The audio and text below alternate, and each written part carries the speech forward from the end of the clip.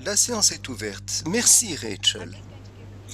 Je vais encore attendre quelques instants pour que les participants puissent entrer. Je vois que le nombre de participants est en train d'augmenter.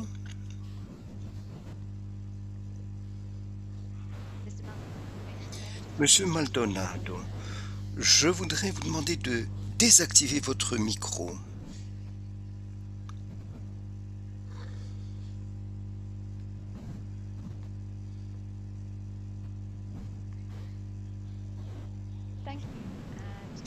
Merci. Alors pour gagner du temps, nous allons commencer maintenant même. Au nom de l'ITIE, je voudrais vous souhaiter la bienvenue à ce séminaire sur la transparence. La transparence, ça compte. Et donc, je salue les participants et les membres de la table ronde.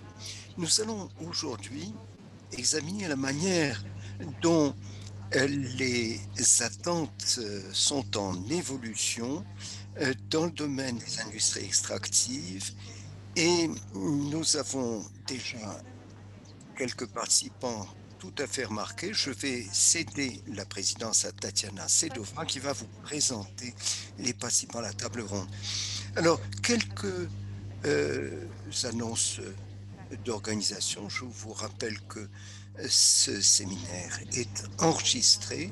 Je vous dirais que nous avons plus de 300 participants enregistrés de 70 pays différents.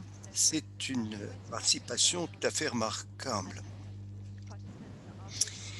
Les participants ont un micro désactivé, mais n'hésitez pas à poser des questions sur le dispositif de chat et le dispositif de questions et réponses. Je sais que beaucoup d'entre vous ont déjà posé des questions au moment où ils se sont inscrits et cela nous a aidés à concevoir le séminaire et je les en remercie. Je voulais également vous dire qu'aujourd'hui, il y aura interprétation en français et en espagnol. Et si vous entendez deux langues, il faut de préférence alors couper le micro ou couper le son original. En fait, vous avez le choix des canaux d'interprétation. Vous connaissez par cœur le système Zoom. Et si vous avez des questions quelconques d'organisation, vous posez ces questions par le chat. Maintenant, je vais vous présenter notre animatrice, Tatiana Sedova, qui va conduire la réunion.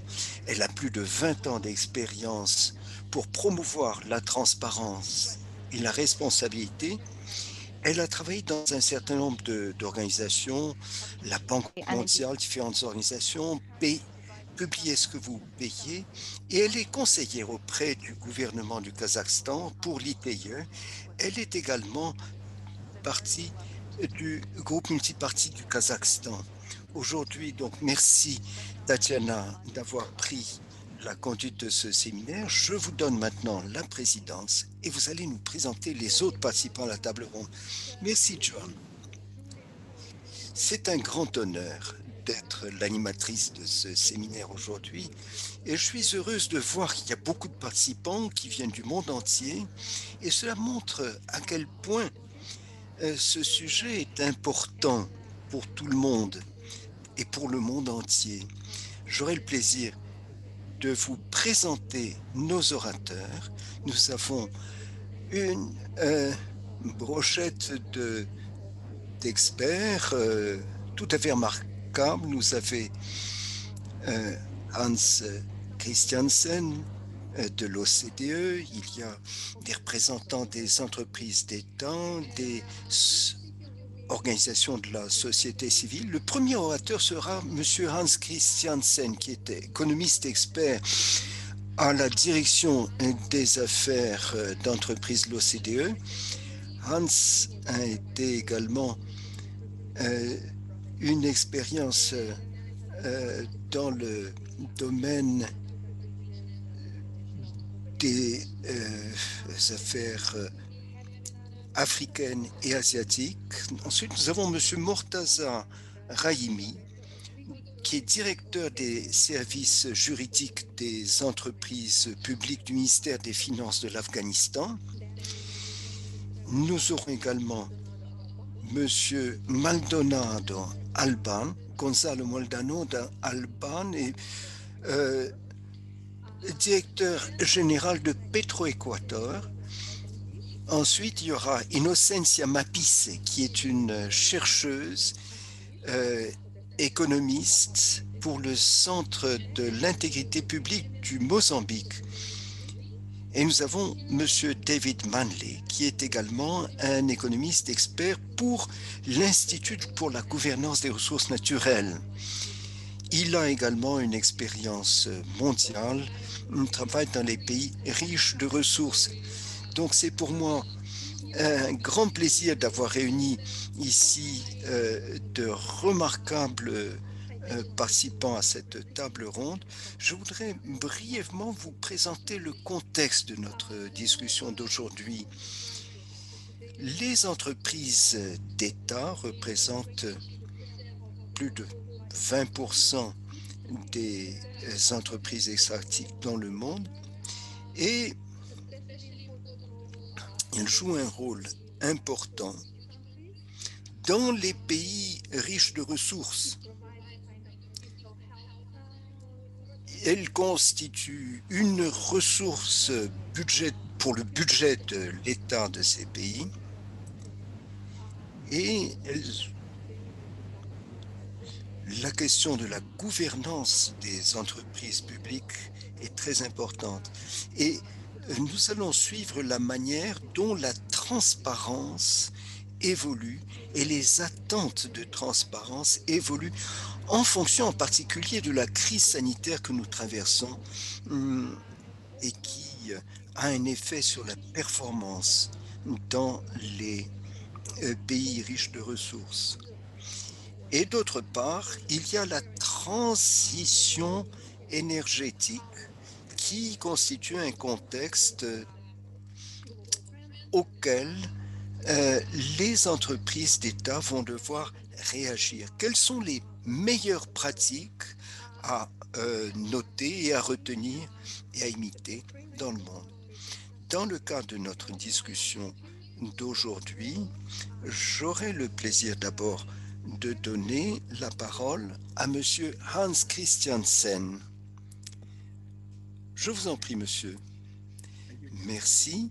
Merci de m'avoir invité et merci d'avoir fait cette aimable présentation. Je suis à la direction des entreprises publiques à l'OCDE et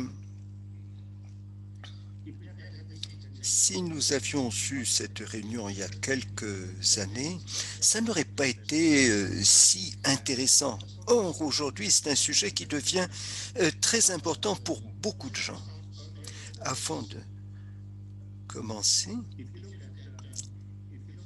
si l'on examine les 500 entreprises les plus importantes à l'an 2000,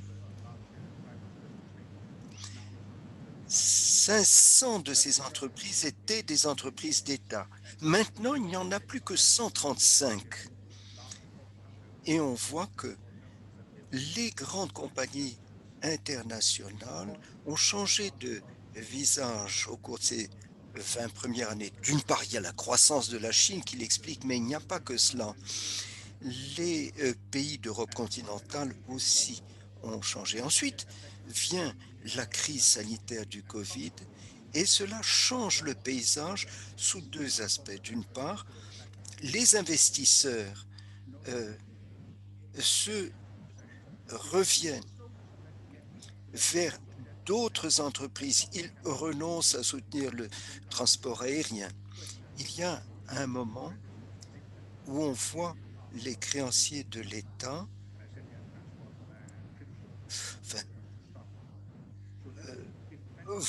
où les États créanciers ne vont pas faire confiance aux mêmes entreprises. Dans les pays émergents, il y a également une modification. Dans une situation de crise, il est peut-être plus facile de prendre des mesures radicales pour faire face à la pandémie. Et il faut donc rapidement trouver les entreprises qui ont les plus grandes perspectives de survie. C'est ce que j'entends beaucoup dire. Donc les entreprises d'État deviennent de plus en plus importantes maintenant. Il faut qu'elles soient gérées d'une manière plus moderne et plus efficace. Il y a eu les directives de l'OCDE sur la gouvernance des entreprises d'État. Il faut mettre en place un dispositif qui n'a jamais été véritablement mis en place par aucun pays dans le monde. Mais si l'on peut en particulier améliorer le fonctionnement de ces entreprises, éclaircir les problèmes de propriété réelle, mais euh, il y a un critère important, c'est l'efficacité. On voit que les entreprises d'État en moyenne sont 50% moins efficaces que les entreprises privées. D'autre part, il y a la question de la transparence et de la droiture des dirigeants. On voit qu'il y a des problèmes de corruption qui sont peut-être plus graves, qui sont différents entre les grandes entreprises et les entreprises publiques.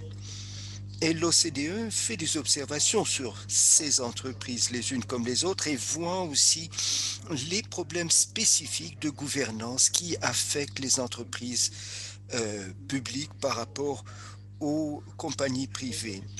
En fait, il est important de voir que l'État assure la véritable propriété de ces entreprises. Il ne faut pas qu'il y ait la possibilité de voir ces entreprises devenir le jouet de quelques ministres euh, en personne. Il y a aussi des entreprises dont la vocation est d'avoir les profits les plus importants, gagner le plus d'argent possible. Ça n'est pas forcément la vocation des entreprises d'État. Il y a aussi donc la compétitivité et il y a aussi la divulgation, il y a la transparence.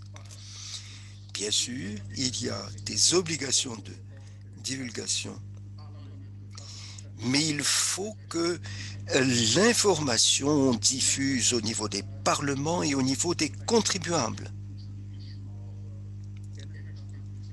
Il y a les entreprises du secteur extractif et il y a la transition énergétique. Et les problèmes de corruption se posent bien souvent dans les secteurs extractifs du secteur public. Et là, il y a des cas qui sont très graves.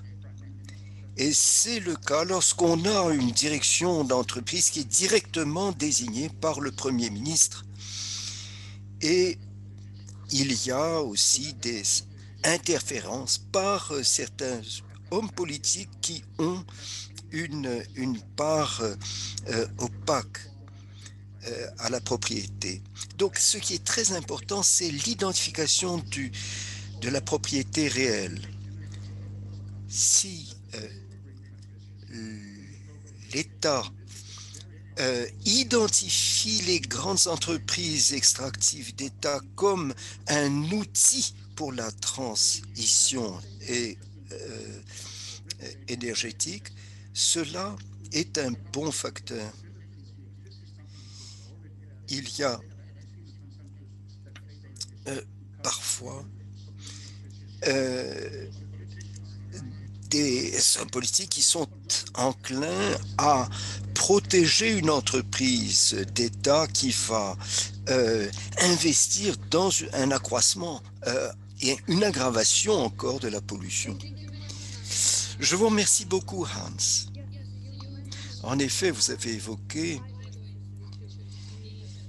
ces directives qui ont été publiées en 2015 par l'OCDE et dans les années qui ont suivi. vous avez soulevé le problème de la propriété réelle. Et il y a une question qui me vient, qui a été posée en fait par des participants lors de leur inscription au séminaire. Comment déterminons-nous la transparence d'une entreprise si en fait une certaine part de son information de base est considérée comme confidentielle? Qu'est-ce qui, comment est-ce qu'on peut définir cette question de la propriété réelle par rapport à cela? En fait, il y a des entreprises qui sont euh, organisées de telle façon qu'elles ont leur propre législation. En fait, notre recommandation, c'est que le gouvernement ne devrait pas laisser faire les choses comme ça. Il faut que ce soit une société par action qui se soumette à toutes les lois, les textes législatifs normaux. Il y a des questions de sécurité nationale, des questions qui peuvent être identifiées à part. D'autre part, si l'on considère que telle entreprise est si importante qu'il y a des éléments qui doivent rester confidentiels, euh, c'est au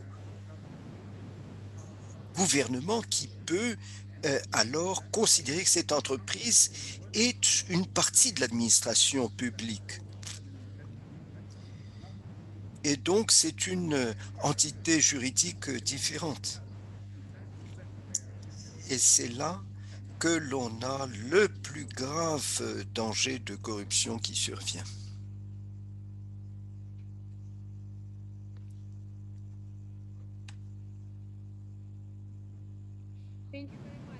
Merci beaucoup.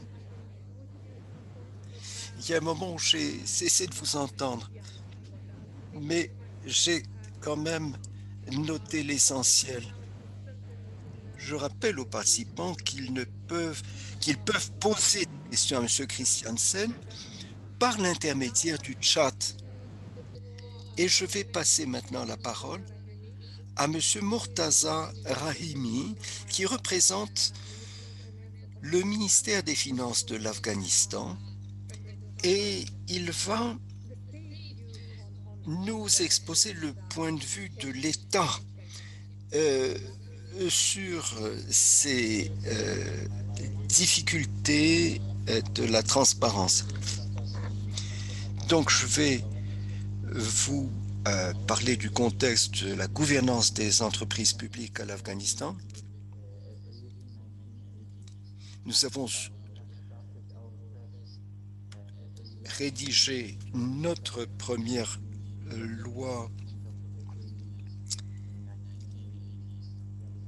en 77 et ensuite dans les années 80, nous avons eu des textes qui définissaient les fonctions des entreprises d'État. Jusqu'alors, le gouvernement dirigeait les entreprises. La stratégie à l'époque était de développer des entreprises, l'industrie extractive. Comme vous le savez, l'Afghanistan dispose de ressources naturelles. C'était des revenus d'1 million de dollars. Donc, à l'heure actuelle, nous avons 2 entreprises qui sont actives. Notre expérience n'a pas été un grand succès du fait de la guerre civile dans les années 90, qui a mis fin à tout, en particulier l'activité des entreprises dans le pays. Donc, pendant plus de 10 ans, et rien ne s'est fait. En 2004, nous avons remis les choses en action, notamment pour les entreprises d'État. Mais il y a eu un problème. Dans la nouvelle constitution, nous passions d'un système euh, de planification d'État à un système de marché. Et les entreprises d'État ont vu leur rôle changer. Comme vous le savez tous, le gouvernement a essayé de résoudre ces problèmes en, en faisant intervenir différentes organisations et le secteur privé, mais cela n'a pas conduit à de très bons résultats, et en particulier dans le secteur extractif. En fait, 2 tiers des revenus des industries extractives viennent de ces 2 entreprises d'État. Mais il y avait un nombre d'autres défis et il était important de changer le modèle de gouvernance. Et nous avions besoin d'un organe d'État qui puisse assurer la supervision du fonctionnement des entreprises d'État. Et il y avait un ministère responsable du développement du secteur et d'autre part était responsable du fait que ces entreprises fassent des bénéfices. Mais il n'y avait pas de mandat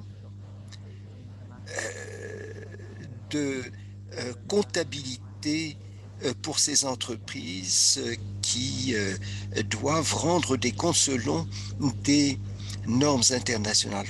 Voilà pourquoi il était important en 2018 de créer un nouveau cadre euh, législatif. Et sur la base de cette loi de 2018, nous avons modifié la structure euh, des textes qui régissaient les entreprises d'État. Et là, nous avons connu des succès. Cela a modifié ces entreprises qui sont devenues des compagnies publiques. Et ces compagnies publiques avaient obligation de divulguer leurs rapports financiers conformément aux normes internationales comptables. Il y a un organe de supervision des entreprises et des compagnies publiques a été créé. Une nouvelle loi, cette nouvelle loi définissait la fonction du gouvernement au sein de ces compagnies publiques. Et c'est le ministère des Finances qui est chargé de représenter les intérêts de l'État au sein de ces compagnies publiques. Ce qui est le plus important, c'est que cette loi a différentes dispositions sur l'audit des états financiers et toutes les compagnies d'État doivent rendre des comptes aussi au moyen d'une révision des comptes externes, un audit externe, cela sur une base annuelle. Et la loi dispose que tous les documents financiers doivent être préparés sur la base des normes internationales. Cela a complètement changé le cadre juridique du fonctionnement des compagnies publiques. Et cela a modifié aussi l'attitude des citoyens qui exigeaient de mieux comprendre la manière dont fonctionnaient ces entreprises. On ne voyait pas comment les entreprises d'État par le passé contribuaient au budget du pays. Dans le cadre nouveau, les compagnies rendent des comptes, en particulier sur la création des emplois, c'est l'entreprise Afghan Gaz, qui est une compagnie publique et qui a fait fusion avec l'entreprise de développement national. Plus de 600 emplois ont été créés après cette fusion et ces emplois ne font que croître. Et ces entreprises s'aident mutuellement pour l'obtention de crédits et c'est aussi la commercialisation du charbon extrait avec des prix plus bas pour les autres entreprises d'État. Afghan Gaz, par exemple, va fournir aussi des produits à d'autres entreprises d'État et il joue un rôle plus important dans l'économie du pays. Pour ce qui est de l'ouverture de la direction à de nouveaux participants, la loi définit les fonctions des conseils d'administration avec des administrateurs exécutifs, des administrateurs non exécutifs. Il y a des injonctions de divulgation des revenus et les actionnaires ont possibilité de contrôler les revenus perçus. Et le conseil de surveillance diffuse également ses conclusions qui sont accessibles sur Internet. Merci, Mortaza. Une petite question pour rebondir sur le plan de la transparence. Donc, des réformes très importantes ont été accomplies pour assurer la transparence vis-à-vis du public. Vous dites que c'est le ministère des Finances qui a repris ses fonctions de contrôle. Est-ce que ça constitue un portail où toutes ces informations sont recueillies et diffusées? Ou bien est-ce que chacune des entreprises voit ces chiffres publiés de manière séparée? Donc c'est donc un portail d'accès général, n'est-ce pas, Tatiana? Je pourrais vous donner une information sur ce conseil de surveillance. Le président de ce conseil sera le ministre des Finances et il y aura également un vice-ministre qui va participer et le directeur général de l'entreprise.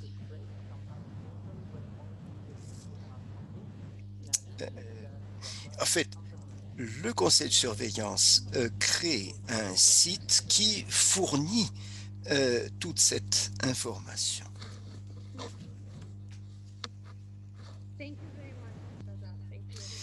Merci, Mortaza. Je pense qu'il y aura d'autres questions. Et maintenant, j'aurai le plaisir de donner la parole à Monsieur Gonzalo Alban de Petroecuador. Thank you, Tatiana. Good morning, everyone. Merci, Tatiana, et bonjour à tous. Je pense que je vais m'adresser à vous et faire ma présentation en espagnol. Et je vous remercie d'avance de votre compréhension. Donc voilà, je passe à l'espagnol si vous voulez bien écouter l'interprétation. Merci beaucoup pour l'invitation. C'est un véritable plaisir et un honneur pour moi de pouvoir m'adresser à cet important auditoire de l'ITIE.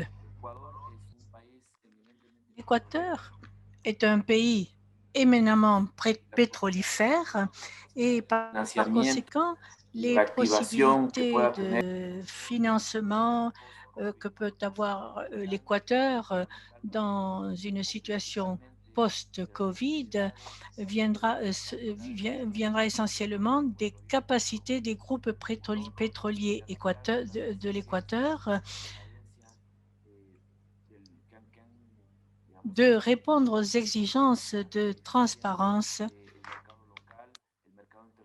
requises sur le marché local, international et par les institutions internationales et multilatérales. Et dans ce sens, donc, le défi de transparence de l'Équateur et de l'industrie pétrolière de l'Équateur, c'est très important. Avant de vous parler des politiques et des initiatives particulières que Petro-Équateur est en train de mettre en place, concernant la transparence, j'aimerais vous donner un aperçu de ce qu'est Petro-Équateur. Quelle est la taille de cette entreprise par rapport au pays? Petro-Équateur est une entreprise tout à fait intégrée, en amont jusqu'en aval. Nous avons 23 blocs pétroliers avec des milliers de puits. Nous avons 3 raffineries, 9 de produits bruts, plus de 230 stations-service et toute une série de terminaux, de dépôts, de stocks pour le stockage des combustibles et du gaz. Voilà donc ce qu'est Petro-Équateur. Petro-Équateur a des actifs de plus de 22 milliards de dollars. Petro-Équateur produit 430 000 barils de brut par jour et les revenus pétroliers, les revenus générés par Petro-Équateur pour le pays représentent à peu près 15% du produit intérieur brut de l'Équateur.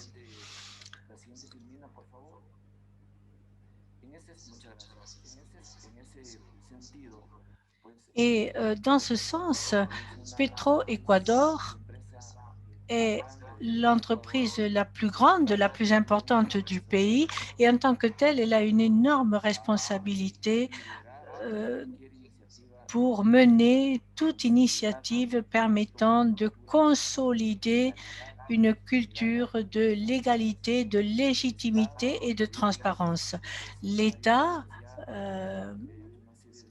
de l'Équateur, par toute une série de lois, tout particulièrement la loi organique de transparence et d'accès à l'information publique, a fait en sorte que des institutions indépendantes de la société civile et les citoyens peuvent non seulement avoir accès, mais également exiger l'information liée à l'activité commerciale, industrielle et financière de Petro-Équateur. Et dans ce sens, donc, cette entreprise, depuis longtemps, remplit les différentes exigences de ces organisations, de la société civile et des médias également, des organismes de recherche locaux et nationaux qui se sont intéressés par les détails des opérations de Petro-Équateur par le passé. Voilà pour ce qui concerne le côté judiciaire. Maintenant, au niveau interne, l'Équateur s'est inquiété d'obtenir des licences ISO 37001, des licences internationales qui sont octroyées lorsque les entreprises, et dans ce cas Petro-Équateur, remplissent toute une série de procédures et d'exigences visant à assurer ou du moins promouvoir un comportement beaucoup plus éthique, transparent, légal et respectueux de les lois dans tous les domaines d'action. Petro-Équateur, tout concrètement, a obtenu l'ISO 27001 pour l'exploration et la production de brut upstream Et nous sommes maintenant en voie d'obtenir cette même certification pour le commerce international, c'est-à-dire l'aval. Nous, dans une troisième phase, nous sommes en voie également d'obtenir cette même licence pour la commercialisation nationale, qui est essentiellement l'unité commerciale qui s'occupe du marché local, vendant donc le combustible aux usagers. Et nous allons faire de même avec les raffineries et le secteur des transports, c'est-à-dire toute la chaîne de valeur qui s'occupe du transport.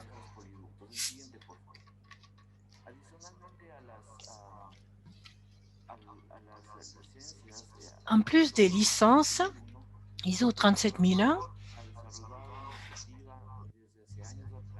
depuis des années, l'Équateur a entrepris de mettre en place un code d'éthique réglementant, régissant les relations d'affaires et les relations de travail entre les fonctionnaires de Petroéquateur et également avec les fournisseurs et les clients de Petroéquateur. Ceci a été une initiative qui a exigé des efforts, un consensus, l'aide et l'assistance d'experts locaux et internationaux. Le résultat de cet effort est que maintenant nous avons ce document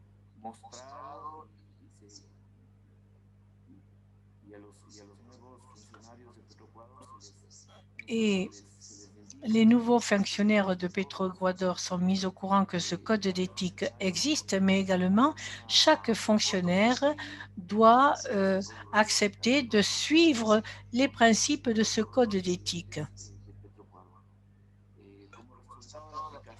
Alors, le résultat de l'application, du suivi de ce document, du respect de ce code d'éthique, le résultat de cela est que nous avons eu 31 réclamations, dénonciations importantes qui ont débouché sur des sanctions importantes sur les politiques ou les procédures des entreprises au moment de faire leurs affaires, leurs transactions commerciales.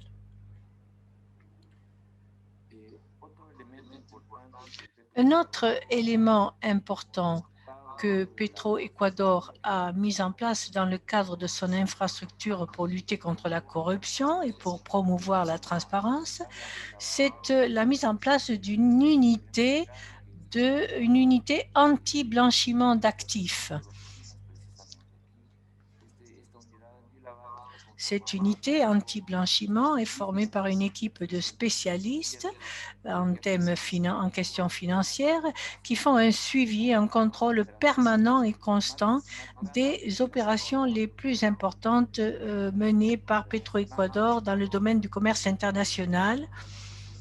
Et plus tard, je reviendrai sur cette question, mais Petroéquateur est très actif sur le marché international. Elle lance des appels d'offres très concurrentiels et l'unité anti-blanchiment, eh bien, une des fonctions qu'elle a, c'est de garantir que le flux de ressources dans un sens et dans l'autre, parce que nous achetons et nous vendons des combustibles du brut. Et donc, à s'assurer que ces flux financiers soient totalement légitimes. Et cela est une question sur laquelle nous mettons fortement l'accent parce que c'est une arme excellente pour lutter contre la corruption et promouvoir la transparence.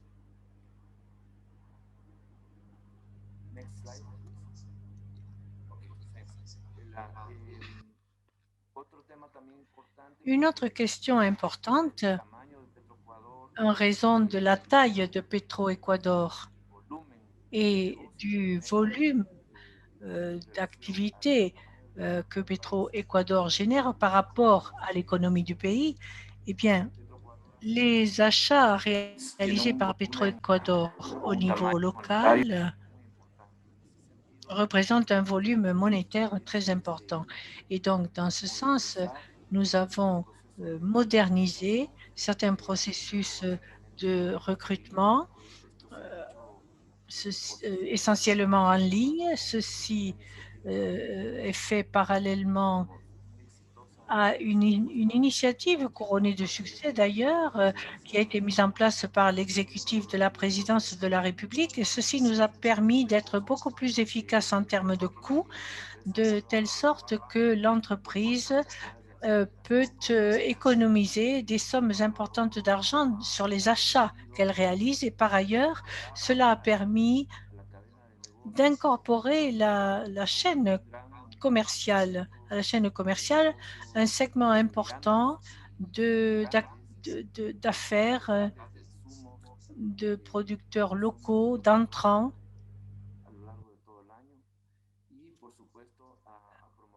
Et cela a permis de promouvoir un processus beaucoup plus concurrentiel dans le cadre du processus des achats réalisés. Excusez-moi, González. I'm sorry, the next one is my last slide. Thank you. I'm sorry for... Je suis désolée. Voilà, finalement et très brièvement, concernant les ventes de brut, et ces ventes ont connu un succès très important et nous avons été très bien accueillis sur le marché international, essentiellement parce que nous avons lancé une initiative pour expliquer tous les dispositifs de légalité, sécurité, transparence aux acheteurs potentiels. Ainsi donc, nous avons connu une participation importante d'acheteurs comme Shell, Repsol et autres. Et je conclue sur ces mots. Je vous remercie et je vous demande pardon d'avoir pris trop de temps. Merci. Merci beaucoup. Alors, je vois qu'il y a 2 questions pour Gonzalo dans le chat, mais je pense que nous reviendrons sur ces questions dans la session questions-réponses. Je vais donner la parole maintenant à Innocencia. Innocencia, merci beaucoup. Meilleures salutations à tous. Je vais partager mon écran, mais le son de Innocencia n'est pas excellent, malheureusement.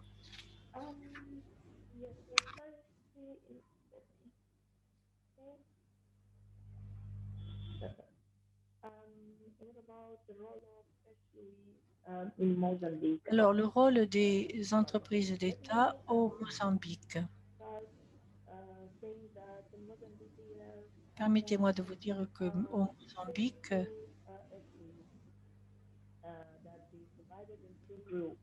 nous avons 2 groupes, les entreprises publiques d'une part, et ensuite les entreprises à majorité détenues par l'État. Dans ce groupe d'entreprises publiques, il y a 2 entreprises qui opèrent essentiellement dans le secteur minier et gazier. Ces entreprises sont très importantes pour l'économie du Mozambique parce qu'elles contribuent fortement au PIB, à l'emploi également au Mozambique. Ces entreprises jouent un rôle majeur donc dans l'économie de notre pays.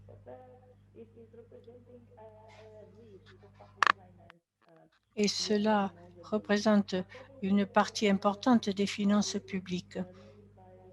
Selon une étude réalisée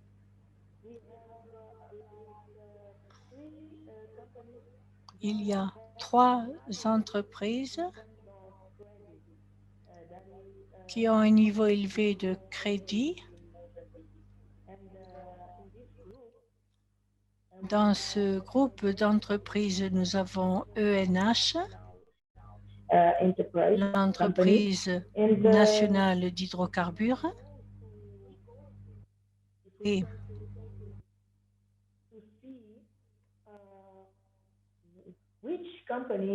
si nous essayons de voir quelles sont les entreprises qui ont le soutien du gouvernement, nous voyons qu'il y a celle-ci, ENH, qui travaille donc dans le secteur minier et gazier. Eh bien, ces entreprises représentent 40% des ressources en termes de garantie pour participer à des projets. Nous sommes désolés, le son de Madame Innocencia est très défectueux. En même temps, nous avons des entreprises qui sont importantes et qui représentent des niveaux élevés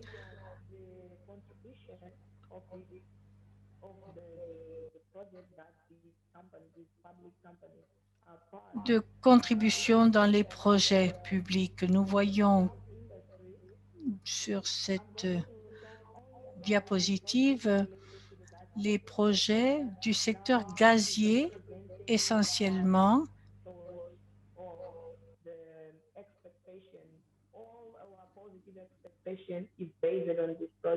Toutes nos attentes donc sont basées sur ce projet. Nous pouvons voir ici que pour les 30 prochaines années, nous avons 96 milliards de dollars. Cela signifie que le gouvernement attend à peu près 3 milliards de dollars, ce qui représente 60% du budget de l'État. Et ceci est un chiffre relativement bon pour le Mozambique. Mais si nous regardons le budget en détail, nous voyons que cette projection est trop faible, me semble-t-il. Et donc, on conclut ici que pour ces attentes de 86 milliards de dollars en revenus,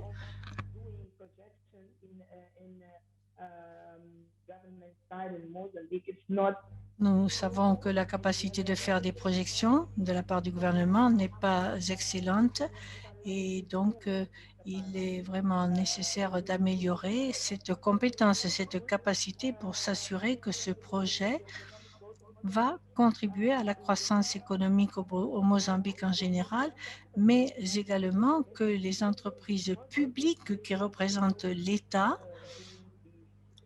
puissent également contribuer.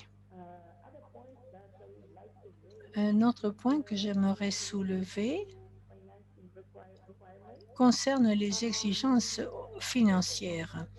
Dans le secteur des hydrocarbures, il n'y a pas d'information sur la participation de l'État dans les projets, sur comment cette participation est financée. Nous avons un document très important, le décret loi 102-2019, qui contient des informations sur ce financement, mais il manque des détails importants. Et donc, il est important que ces détails soient publiés afin de s'assurer qu'il y ait un contrôle social de ces projets et essentiellement un contrôle de ces entreprises publiques qui sont dans ce secteur qui est si important pour le pays. Le troisième point concerne la participation de l'État dans le secteur extractif. Ce que l'on peut dire ici, c'est que au cours de l'analyse de Ces projets,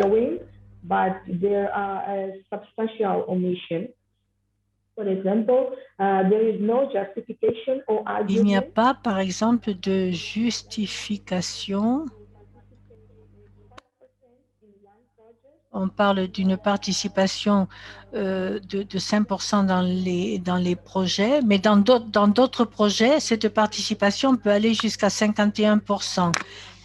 Et donc, qu'il y ait une variation de 5 à 51%, nous pose question, nous interpelle. On ne sait pas pourquoi cette variation.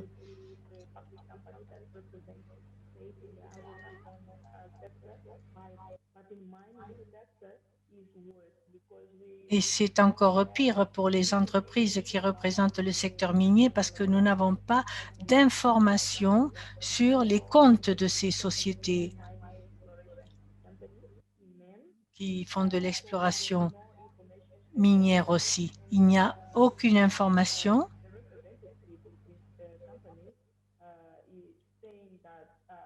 Et les représentants de cette entreprise, dans le dernier rapport, disent que l'information se trouve sur le site Internet. Mais ce site, il apparaît qu'il n'est pas opérationnel depuis longtemps.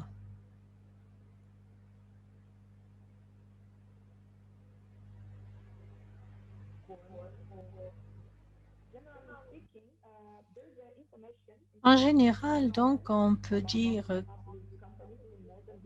qu'on manque d'informations sur les sociétés, les entreprises d'État au Mozambique et que toute l'information doit être divulguée et rentrer dans le domaine public. Il est très important d'assurer la transparence et la redevabilité. Et je conclus sur ces mots. Merci, merci Innocentia. Merci. Oui, en effet, nous pouvons voir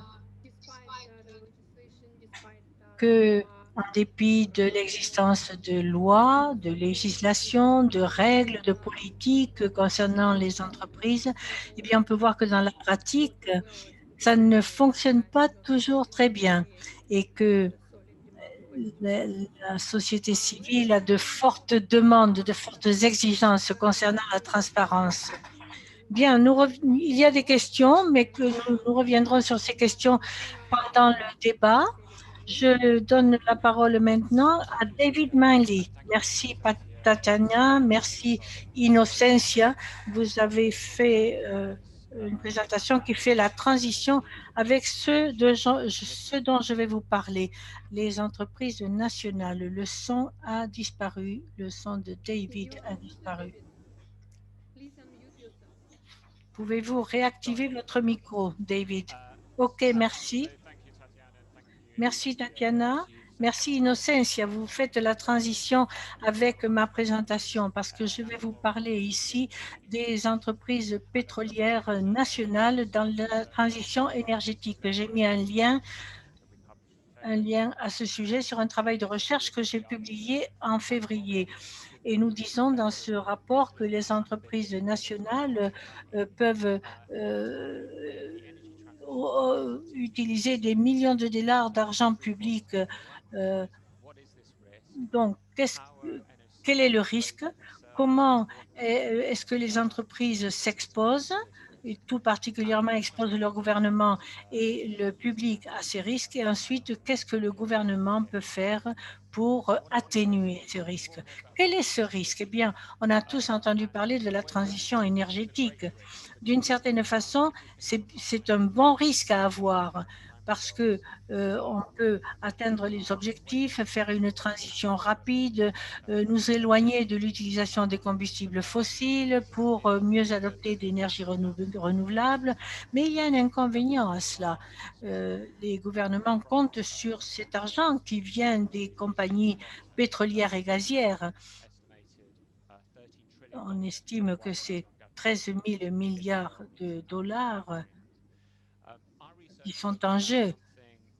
si on atteint les niveaux fixés par l'accord de Paris. Si on met davantage d'argent dans l'industrie gazière et pétrolière, eh bien, le risque, c'est une grande partie de ces And investissements this ne means that produiront pas assez this is de money. bénéfices. Et cela signifie que c'est de l'argent que l'on aurait pu utiliser ailleurs pour diversifier l'économie. Comment est-ce que les sociétés nationales s'exposent et exposent leur gouvernement? Eh bien, il pourrait y avoir un mauvais calcul. Il pourrait y avoir une baisse graduelle de la demande ainsi que les prix qui suivront. Et ceci pourrait encourager 1,9 mille milliards de dollars qui seraient investis dans des projets pétroliers et gaziers. Et ces investissements donc, seraient perdus tout à fait ou ne produiraient pas de bénéfices. Et à ce moment-là, les gouvernements auraient pu faire beaucoup plus de bénéfices en investissant ailleurs. Donc cela est un risque, mais on prend des risques tout le temps. Donc pourquoi est-ce que cela nous inquiète? Eh bien, tout dépend du niveau de tolérance des gouvernements. Beaucoup d'investissements qui viennent de grands pays comme la Chine, l'Inde et la Russie. Si ces investissements font défaut, eh bien, ces économies sont suffisamment grandes, elles pourront gérer le risque. Mais pour les petites économies, ceci est plus grave. L'Algérie, le Turkménistan, le Mozambique, le Nigeria, l'Azerbaïdjan, ces pays-là sont des pays qui misent sur ce que peuvent supporter leur gouvernement. L'Ouganda est un autre exemple. En fait, tous ces exemples viennent d'entreprises nationales qui sont bien gouvernées et qui sont transparentes. Donc, ce sont des entreprises que l'on connaît. Mais 1,3 milliard de dollars peuvent être utilisés dans des projets en amont, avec raffinerie et tout le reste. Et ça, c'est 20% du budget du gouvernement. Ce sont des sommes énormes. Et on atteindra un point d'équilibre seulement si on a des prix élevés à 45 dollars le baril. Et Innocencia en a parlé dans sa présentation. Il peut y avoir des contrats financiers très compliqués. Alors, ça peut faire penser que les entreprises ne fonctionnent pas bien, mais il faut regarder vraiment les engagements financiers dont on parlait. Alors, quelles sont les politiques que les entreprises et les gouvernements peuvent mettre en place pour atténuer ces risques? Eh bien, d'abord, faire une évaluation très précise du risque. Les soldats, par exemple, ils ont pris tous leurs projets, ils ont évalué le coût des projets à des prix élevés, des prix qu'ils espéraient avoir, mais également, ils ont fait l'étude avec des prix très bas. Ils ne supposaient pas seulement qu'ils auraient le meilleur résultat, ils ont pris le pire scénario également et ils ont fait cette étude. Et ce n'est qu'investissant de grandes quantités dans ces projets qui sont sûrs, sans danger, dans ces projets, minimum serait investi. Et donc, les entreprises recevraient encore les bénéfices de ces investissements, avec la capacité de diriger les opérations, tout particulièrement sur l'utilisation du gaz pour l'économie domestique, mais avec un prix minimum. Et ceci est un bon exemple de comment les entreprises peuvent évaluer ce risque. Being made transparent, and for this to help a public discussion around Et il est important d'avoir un débat public donc sur cela. Il y a deux autres politiques qui consistent à diversifier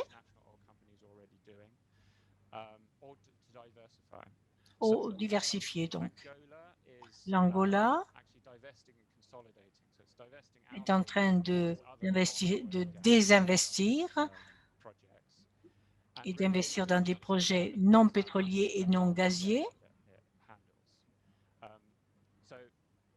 It's not actually being an ideal way of diversifying, but I think it's important to look at these transactions because there's a lot of sales going on and a lot of money being raised, and it's not necessarily being done transparently. En fait, ces opérations ne se font pas toujours de manière transparente et dans l'intérêt des personnes. Il y a aussi des diversifications qui se font dans la distribution d'électricité, par exemple. Et les raisons qui poussent à ces choix divers sont matière à discussion, mais la transparence assure une meilleure gouvernance pour la diversification, pour sortir de cette situation de risque trop importante. Je pense que, en dernier lieu, c'est intéressant de savoir comment les entreprises pétrolières d'État empruntent. Soit elles le font directement par l'État, ou bien auprès de prêteurs étrangers. Par exemple, Panex de Mexique a beaucoup emprunté à l'étranger et il a fallu un sauvetage par l'État pour sortir de cette situation. Une autre entreprise d'État n'a pas eu non plus de chance en s'appuyant sur les investisseurs étrangers. Il y a peu de choses à escompter de ce côté-là. Voilà pourquoi des entreprises pétrolières se tournent vers les banques nationales, cherchent à mobiliser les contribuables. Ça n'est pas une très bonne solution non plus. Mais c'est en fait le détenteur de la créance qui est important. Les entreprises pétrolières publiques, dans les années qui viennent, vont avoir des décisions très importantes à prendre. Il est possible qu'il n'y en ait plus d'ici 20 ou 30 ans. Donc, dès maintenant, il est important d'ouvrir un vaste débat public pour voir comment les grandes entreprises publiques d'État pétrolières vont pouvoir naviguer dans les quelques années à venir. Je vous remercie. Merci, David. En effet, vous avez décrit d'une manière très claire les changements du contexte dans lequel fonctionnent les grandes entreprises pétrolières d'État.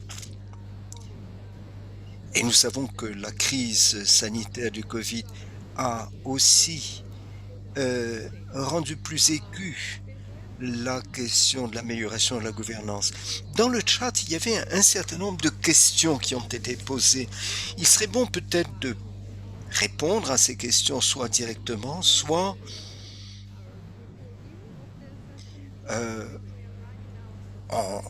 en dehors de la partie enregistrée de notre séminaire. Mais nous avons entendu des interventions très intéressantes par les participants. Je pense que je vais donner maintenant la parole à Joanna qui va faire la conclusion. Donc, pardon à tous ceux qui n'auront pas eu de réponse à leurs questions. Je vous remercie, Tatiana. Je remercie du fond du cœur aussi à tous les orateurs qui ont participé à la table ronde et à tous ceux qui ont posé des questions dans le chat. Nous reviendrons vers vous. Je vais donc conclure la séance d'aujourd'hui et je vais essayer de répondre à quelques questions. En fait, nous avons eu une vision extrêmement large, un tour du monde avec l'Afghanistan où on a vu des réformes très importantes qui ont été mises en jeu. L'Équateur aussi, qui est entré en octobre dernier seulement à l'ITIE, On a entendu parler des réformes qui ont été mises en place à l'entreprise Petro-Équateur, et merci de cet aperçu, et le Mozambique aussi, où Innocencia nous a donné une bonne compréhension du fardeau de la dette qui affecte les entreprises et leur contribution économique au budget de l'État. Ensuite, David a souligné la nécessité d'une transparence pour les entreprises publiques de façon à évaluer les décisions à prendre en tenant compte de scénarios différents. Donc, merci à tous et je suis heureuse de pouvoir reprendre contact avec vous tous. Notre prochaine réunion touchera la transparence à propos des fournisseurs dans le secteur extractif. Donc, soyez attentifs à nos informations dans notre site. Donc, merci de votre participation et à bientôt. Thank you.